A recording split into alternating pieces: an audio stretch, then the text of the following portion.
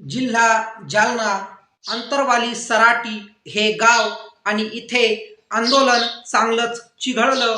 Police व आंदोलकांमध्ये मारहाण झाली. त्याचबरोबर राज्य शासन याला कंट्रोल देखील करू शकलं नाही. मागणी होती मराठा आरक्षणाची आणि ही मागणी मागील 5-7 वर्षापासून नाहीये तर 50-55 वर्षापासून ही मागणी होत आहे. आणि म्हणून आताच एकनाथराव शिंदे, देवेंद्र फडणवीस, अजित पवार सरकार मराठा समाजाला आरक्षण देणार का आणि आरक्षणासंबंधी नेमके कोणते प्रश्न महत्त्वाचे आहेत, त्याचबरोबर त्याची उत्तरं काय असतील हे देखील या व्हिडिओच्या माध्यमातून आपण बघणार आहोत. नमस्कार, मी रविराज आणि तुम्ही बघताय आपल्या हक्काचे बोला तात्या. आरक्षणाची मर्यादा जी 50% होती ती वाढवण्यासाठी मंडल आयोगाने 1991 मध्ये निकाल दिला होता आणि त्यामुळेच सरकारने मागील 1.5 वर्षापासून मात्र यावर काहीही विचार केलेला नाहीये. मराठा मुख्यमंत्री एकनाथराव शिंदे असताना मराठा समाजाला आरक्षण का देण्यात येत नाहीये हा देखील प्रश्न एकनाथराव शिंदे यांच्या संबंधी उपस्थित होतो. 1982 ला माथाडी कामगारांचे नेते अण्णासाहेब पाटील यांनी मराठा आरक्षणासहित इतर 11 मागण्यांसाठी आंदोलन देखील केलंच होतं. पण तेव्हा मराठा आरक्षणाचा प्रश्न सरकारने सोडवला नाही आणि मराठा आरक्षण मागं पडलं.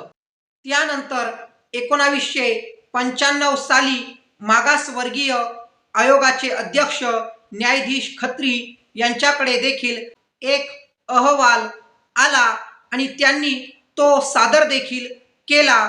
त्यामध्ये असं म्हणण्यात आलं होतं की जो मराठा कुणबी समाज आहे त्यांनाच आरक्षण मिळेल. ओबीसी हा तोडगा त्या क्षणी काढण्यात आला होता. त्यात स्पष्ट शिफारस होती ज्या पोटजातीची नोंद मराठा कुणबी किंवा कुणबी मराठा अशी आहे त्यांना कुणबी जातीचे प्रमाणपत्र देण्यात येऊ शकते. ओबीसी म्हणून मराठा समाजाला आरक्षण मिळालं खरं, पण ज्यांच्या नावापुढे कुणबी अशी ओळख आहे त्यांनाच हे आरक्षण देण्यात आलं होतं. त्यानंतर हा प्रश्न आला न्यायाधीश बापट यांच्या आयोगाकडे. मराठा समाजाला मागासवर्गीय समाजामध्ये विलीन करून घेण्यात यावं अशी मागणी त्या क्षणी झाली, पण ती मान्य न झाल्यामुळे मराठा संघटना आक्रमकरित्या समोर येऊ लागल्या. मराठ्यांनी पुन्हा एकदा रान चांगलंच पेटवलं होतं. म्हणून नंतर राणे यांच्या अध्यक्षतेखाली समिती स्थापन करण्यात आली. राणे समिती नेमल्यानंतर विशिष्ट शिफारस देखील करण्यात आली. त्यामध्ये असं सांगण्यात आलं की नोकरी आणि शैक्षणिक संस्था मराठा समाजाला 16% आरक्षण, मुस्लिम समाजाला 4% आरक्षण. या शिफारसी मान्य झाल्यानंतर कुठेही अडचण येऊ नये म्हणून शासनाने 9 जुलै 2014 रोजी राज्यघटनेच्या कलम 15(4), 15(5) आणि 16(4) नुसार शैक्षणिक आणि सामाजिक दृष्ट्या मागास SEBS असा प्रवर्ग सुद्धा तयार केला होता. पण 2014 साली हे आरक्षण देखील मंजूर करण्यात आलं होतं. मुंबई हायकोर्टाने याला स्थगिती दिली म्हटल्यानंतर लगेच महाराष्ट्र सरकारने सुप्रीम कोर्टामध्ये आरक्षण भेटावं म्हणून धाव घेतली.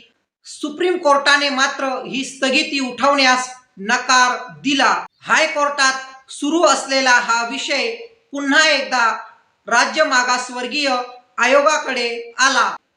15 नोव्हेंबर 2018 रोजी जो अहवाल सादर करण्यात आला होता त्यामध्ये काही महत्त्वाच्या नोंदी आहेत आणि त्या बघणं अत्यंत गरजेचं आहे. न्यायाधीश गायकवाड यांच्या या अहवालात असं म्हणण्यात आलं की मराठा समाज हा सामाजिक आणि शैक्षणिक मागास प्रवर्ग घोषित करण्यात यावा, कारण त्यांचे शासकीय आणि निमशासकीय सेवेत पुरेसे प्रतिनिधित्व नाही. यातलाच दुसरा मुद्दा म्हणजे मराठा समाज सामाजिक आणि शैक्षणिक मागास प्रवर्ग घोषित केल्यामुळे हा समाज राज्यघटनेच्या कलम 15(4) आणि 16(4) मधील तरतुदीनुसार आरक्षणाचे फायदे घेण्यासाठी पात्र ठरणार आहे. तत्पूर्वी जुलै 2018 मध्ये संपूर्ण मराठा समाज आंदोलन करत होता, मोर्चे काढत होता की काहीही झालं तरी मराठा आरक्षण मिळावं, म्हणून हीच समाजाची भावना होती. त्यानंतर 30 नोव्हेंबर 2018 ला मराठा समाज सामाजिकदृष्ट्या आणि शैक्षणिकदृष्ट्या मागास असल्याचं राज्य शासनाने जाहीर केलं. मराठा समाजाला शिक्षण आणि सरकारी नोकऱ्यांमध्ये 16% आरक्षण प्रस्तावित करणारं विधेयक राज्य विधिमंडळात मंजूर देखील करण्यात आलं. नंतर 30 नोव्हेंबर 2018 रोजी तत्कालीन राज्यपाल सी. विद्यासागर राव यांनी या विधेयकावर स्वाक्षरी देखील केली आणि हे विधेयक 3 डिसेंबर 2018 ला सादर करण्यात आलं. पण मराठा आरक्षण काढून घेण्यात यावं, 50% जास्त आरक्षण देता येणार नाही म्हणून हायकोर्टामध्ये राज्य सरकार विरोधात अनेक याचिका देखील दाखल झाल्या होत्या. मग नंतर 5 डिसेंबर 2018 रोजी मुंबई हायकोर्टाने मराठा आरक्षणाला स्थगिती देण्यास नकार दिला. मात्र याचिका अंतिम सुनावणीसाठी ठेवण्यात आल्या. 18 जानेवारी 2019 मध्ये सामाजिक व आर्थिकदृष्ट्या मागास असलेला मराठी समाज आणि त्या समाजाला न्याय भेटलाच पाहिजे, आरक्षण टिकलंच पाहिजे असं प्रतिज्ञापत्र राज्य सरकारने कोर्टामध्ये सादर केलं. 6 फेब्रुवारी 2019 मध्ये मुंबई हायकोर्टातल्या न्यायाधीश रणजित मोरे आणि न्यायाधीश भारती डोंगरे यांच्या खंडपीठाने मराठा आरक्षणाच्या मुद्द्यावरील सर्व याचिका अंतिम सुनावणीसाठी ठेवल्या. 26 मार्च 2019 मध्ये हायकोर्टाने या याचिकांचा विचार करून निकाल राखून ठेवला.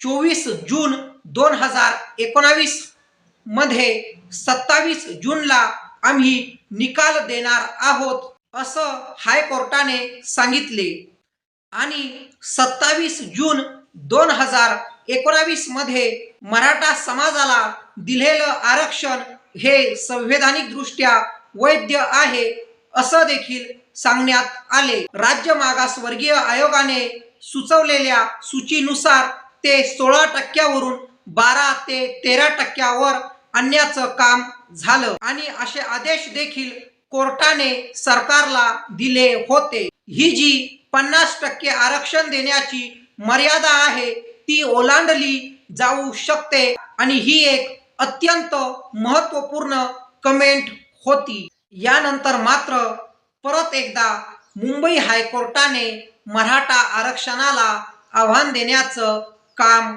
केलं. 29 जून 2019 ला असं स्पष्टरित्या सांगण्यात आलं की मराठा समाजाला आरक्षण देणारा महाराष्ट्र सरकारने केलेला कायदा वैध आहे आणि या याचिकेवर तातडीने सुनावणी घेण्यात यावी हे देखील सुप्रीम कोर्टाने मान्य केलं. तत्कालीन खंडपीठाने या याचिकांची नोंद देखील घेतली होती. 26 ऑगस्ट 2020 रोजी जवळपास एका वर्षानंतर मराठा आरक्षण कायद्याला आव्हान देणाऱ्या याचिकांवरील सुनावणी दरम्यान सुप्रीम कोर्टाला आरक्षणाच्या 50% मर्यादेच्या निर्णयाला फेरविचार करण्यासाठी 11 न्यायाधीशांच्या पीठाची स्थापना देखील करण्याची विनंती करण्यात आली. 8 सप्टेंबर 2020 ला असं सांगण्यात आलं की मराठा समाजाला शिक्षण व नोकऱ्यांमध्ये आरक्षण दिलं जाणार नाही, हे सुप्रीम कोर्टाने म्हटलं होतं. 21 सप्टेंबर 2020 ला सुप्रीम कोर्टाने मराठा आरक्षणाच्या अंमलबजावणीला दिलेल्या स्थगितीवर विचारासाठी महाराष्ट्र सरकारने सुप्रीम कोर्टाच्या मोठ्या खंडपीठापुढे अर्ज दाखल केला. तरी सुद्धा 9 डिसेंबर 2020 ला मराठा समाजाला आरक्षण देणाऱ्या 2018 मध्ये महाराष्ट्रात मंजूर झालेल्या या कायद्या संदर्भातल्या याचिकांवर तातडीने सुनावणी आवश्यक.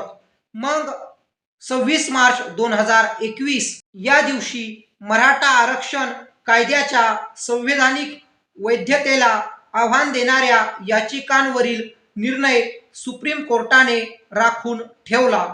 त्यावेळी न्यायाधीश अशोक भूषण, न्यायाधीश नागेश्वर राव, न्यायाधीश एल अब्दुल नजीर, न्यायाधीश हेमंत गुप्ता, न्यायाधीश रवींद्र भट्ट या सदस्य पीठाच्या सुप्रीम कोर्टाच्या 50% आरक्षण बदल्याच्या निकालावर पूर्ण विचार करणाऱ्या याचिकांवरचा निकालही राखून ठेवलेला दिसून येतो. त्यावेळी न्यायाधीश अशोक भूषण, न्यायाधीश नागेश्वर राव, न्यायाधीश एल अब्दुल नजीर, न्यायाधीश हेमंत गुप्ता, न्यायाधीश रवींद्र भट्ट या सदस्य पीठाच्या सुप्रीम कोर्टाच्या 50% आरक्षण बदल्याच्या निकालावर पूर्ण विचार करणाऱ्या याचिकांवरचा निकालही राखून ठेवलेलाच आपल्याला दिसून येतो.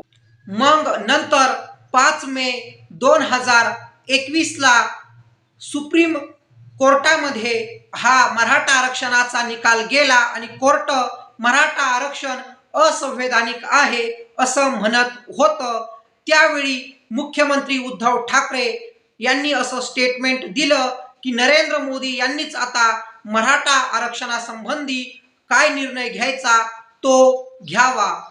म्हणजे नरेंद्र मोदी यांच्याकडे बोट दाखवण्याचं काम मुख्यमंत्री उद्धव ठाकरे यांनी केलंच होतं. आता प्रश्न निर्माण होतो की आरक्षण देताना 50% मराठा समाजाला आरक्षण देण्यात येऊ शकतं का? तर यावर न्यायमूर्ती PB सावंत म्हणतात, तामिळनाडू, कर्नाटक येथे 50% आरक्षण देण्यात येऊ शकते. ही अट या राज्यांमध्ये ओलांडण्यात आली आहे. मग महाराष्ट्रात देखील बहुसंख्य असलेला हा मराठी समाज आरक्षणापासून कसा काय वंचित आहे, हे आता एकनाथराव शिंदे, अजितदादा पवार व देवेंद्र फडणवीस यांना सांगावंच लागेल. आणि केंद्रात बसलेले मोदी व शहा हिंदूवादाच्या निस्त्या गप्पाच करतात का? मराठा विरोधी नरेंद्र मोदी, अमित शहा व देवेंद्र फडणवीस आहेत, हेच आपल्याला आता यावरून दिसून येतंय. तर तुमचं मत मराठा आरक्षणासंबंधी काय आहे? मराठा समाजाला खरंच आरक्षणाची गरज आहे का? असे अनेक प्रश्न निर्माण होतात.